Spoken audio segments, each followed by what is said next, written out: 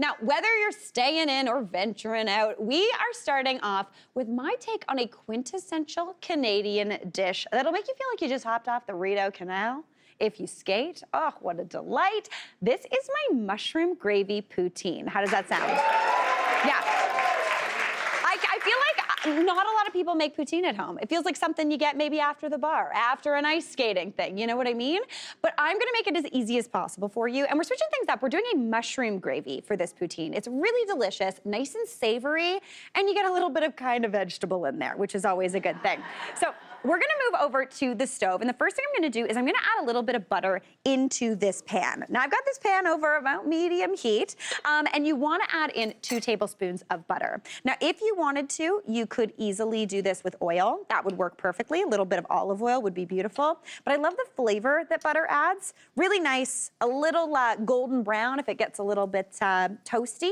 Really, really tasty. And that's the thing, we're just building on flavor. Anytime you're making a gravy, you're just building on flavor. Whether you're doing it with a roast chicken, a roast beef dinner, you're basically taking stuff on the bottom of the pan and just like constantly Legoing up this beautiful sauce that's so tasty. So I'm gonna let that butter start to get to melting, and then I'm gonna head over here and we're gonna chop up an onion. Now I want you to use just a yellow onion. You know the cheapy ones you get in that weird little fishnet bag?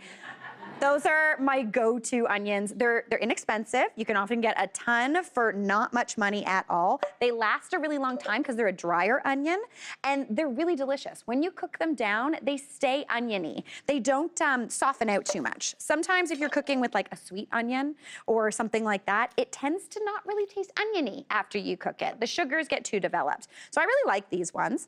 I'm just gonna give that a little bit of a peel to get that little bit of peel off. And then you wanna mince these up. You want it nice and fine. If you want a chunkier gravy, which I don't know anybody who does, feel free to leave this a little bit chunky, but I'm gonna mince mine. So what I wanna do is just run my knife through the onion.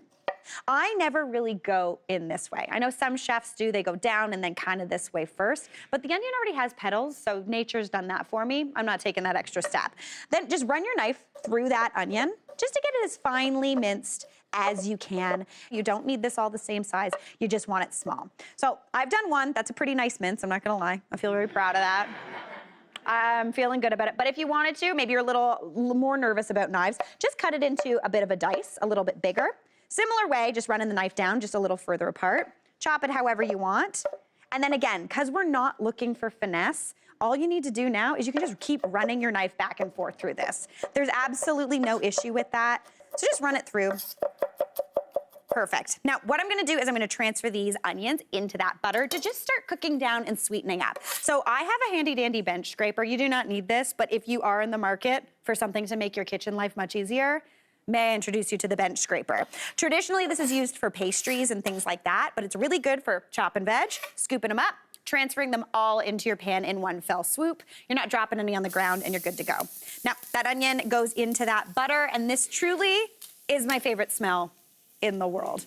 Butter and onion together, it smells amazing. Season that up with some salt, a little bit of pepper. The pepper brings flavor. The salt here helps draw out moisture from those onions, helping them cook down quicker, which is a dream. Now give that a stir, and I just want those onions to cook down for maybe 3 or 4 minutes, just to get a little translucent and a tiny bit golden brown. Once they're there, we're gonna add in the mushrooms. So let's go chat about mushrooms. Now, I'm using cremini mushrooms. Cremini mushrooms are baby portobellos. They're the little brown ones that you find at the grocery store, usually right next to the white mushrooms. If you wanna just use a classic button white mushroom, feel free. I would steer clear, though, of a portobello mushroom. Personally, I don't like them. I don't know what it is. I think it was the, do you remember that time where every time you went to a wedding or something, if you got the vegetarian option, it was just a portobello mushroom? I'm not mad about it, but I did get a little sick of them. And to be honest, if I were to use portobello mushrooms, they make the gravy really dark because there's all those kind of gills on the underside. They're really, really dark brown, a little bit too kind of muddy looking for me, so I like a cremini. So I need, very specifically, 10 regular size cremini mushrooms. So 2, 4, 6, 8, 10. Now, I say 10 because it's easier to buy. If you have a few more, a few less, don't worry, it's still gonna be delicious. But what you wanna do is just finely chop these up as well. But again, we're just looking for a bit of mushroom flavor in here. Really, really delish. So if you want a little bit of mushroom to see, you could thinly slice these and pop them in that pan. But again, just like with that onion, chop them however you want, and then just start running your knife through. however you want, just to get them as finely chopped as possible. Now, if you're using smaller mushrooms, obviously go for more than 10. If you're using bigger mushrooms, go for less. But basically, we're not looking for finesse. This is poutine. We're not a five-star restaurant. We're making poutine, you know? So get that nice and finely chopped up. I'd go a little bit further. Then you want to transfer all these mushrooms into that pan with that onion. So might need to do 2 trips with the bench scraper, but that goes in just to start cooking down. Now mushrooms, they might not seem like it, but they have a ton of water in them. So these cook down a lot. Once you get them in there, you want to cook them over that medium heat for about 5 minutes. They're going to lose a ton of moisture and they're going to cook down and get nice and golden. If I were to have chopped these a little bit more dicey, after that 5, maybe 6 minutes, you're going to end up with something that looks like this. Now, this is the mushrooms cooked down. All of those mushrooms equal this little bit of mushroom because there's tons of moisture in there. Totally delicious. So that's looking fantastic to me, but I want to bring in more kind of meaty flavors. For that, the first thing I'm going to add in is some soy sauce. 1 tablespoon of soy sauce is going to bring such kind of like a dark, caramelly, meaty flavor. So I'm going to add that right on into those mushrooms. It's going to immediately start absorbing and cooking down. And then this is a little bit funny, but I'm going in with 1.5 teaspoons of balsamic vinegar. This is going to give you that deep, dark color, a little bit of sweetness. It works, trust me. Just 1.5 teaspoons of that. Don't go with your fancy stuff, just go with the cheap stuff you get at the grocery store, not the like one that you got for a gift that you're saving for if someone fancy comes over. Save that for another use. Give that a stir. Once that's nice and absorbed, I'm gonna go in with some flour. This is what's gonna thicken it up. If you've ever made a gravy before, you know you make a roux or a slurry of some sort. So we've already got that 2 tablespoons of butter in there from earlier. So I'm going in with a 1/4 cup of flour. I like a thicker gravy. I like it kind of like dunky for my poutine. So I'm gonna scatter that flour right over top of that pan. You wanna give this about a toast for maybe 30 seconds to a minute, just to give the flour time to cook off, or else it's gonna taste a little raw. Once that's done, starts looking crumbly, looks not cute, but that's okay. We're gonna go in with some broth. Now I'm using mushroom broth, 2 cups of mushroom broth. You can get it at really any grocery store, just where you find chicken broth and everything like that. If you want to, you could also do beef broth here for a little bit more of a beefy flavor. But we're just gonna add that in. I'm switching to a whisk. Pop that right on in. Immediately you can see it thickening up, going a nice kind of brown color. Add that all in. We wanna bring that up to a simmer and let that cook until it's nice and thickened. Real quick before we go to break though, we gotta talk French fries. Am I asking you to make French fries? Absolutely not. We're making gravy. I like making French fries at home, but I understand that a lot of people don't. So we're going to the handy dandy freezer. I'm grabbing a bag of French fries.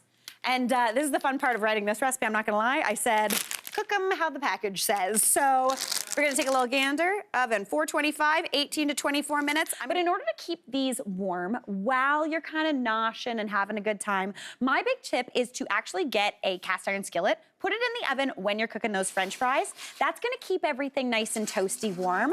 Cause I don't know about you, but the only type of poutine I don't like is cold poutine. Because it just turns into this like kind of brick. It's not what I'm looking for. This will keep things warm a lot longer. So that's looking great. Love those French fries. Now we're gonna chat cheese curds. This is my main pick. You know when you go to maybe somewhere outside of Canada and you order what you think is a poutine and there's just grated cheese on it? No, what? That's not what we want. We want squeaky, beautiful cheese curds. So I've got about 1 or 2 cups, whatever you're feeling, of white cheese curds here. I always go with a white cheese curd. Orange would be chaos in my personal opinion, but if that's all you can find, feel free. Now, if you are lucky enough to live in Quebec, you can get these at bulk food stores, which is a delight. I'm just using classic cheese curds, but if you want, you can find like kind of fancy ones, flavors. But again, sticking to the classic today, we are going for it. So I'm just gonna scatter those right on over top. The hardest part about making poutine is having a bag of cheese curds in the car on the way home from the grocery store and not eating them all, because I truly don't really know how to do that. So always buy yourself a secondary bag for snacking. That's the moral of the story.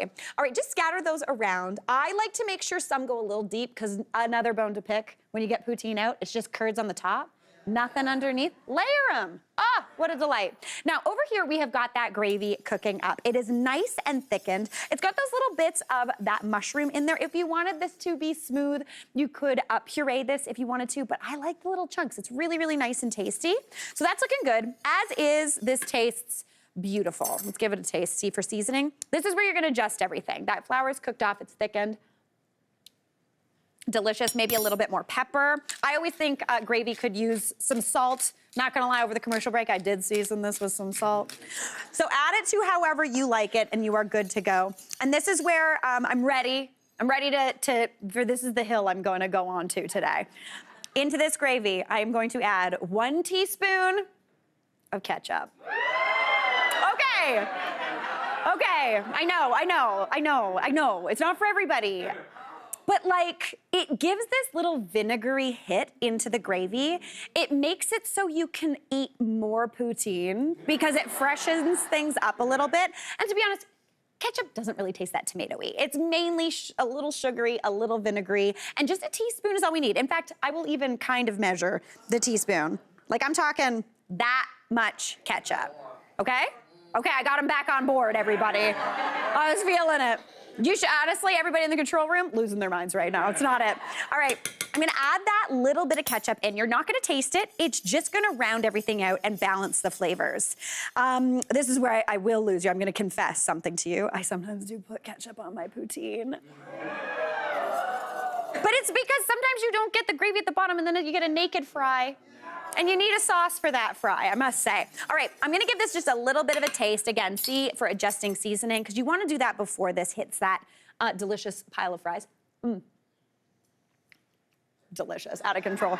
The gravy takes it to the next level in such a wonderful way. So now what you get to do is take this beautiful pot of gravy and just pour it all over those fries, that cheese curd situation.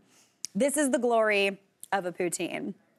You just pop that right over top with all of that gravy. Maybe serve a little extra on the side for a little bit of dipping, just in case you do unfortunately have a naked fry. Oh, a fork. Yeah, let's do a fork so we can get more cheese curds. Okay, cheese curd, fries, gravy. No ketchup today, Mary. You're not doing it. Oh, this is a big bite. Okay, let's see if we can fit this in my mouth. Okay, 1, 2, 3.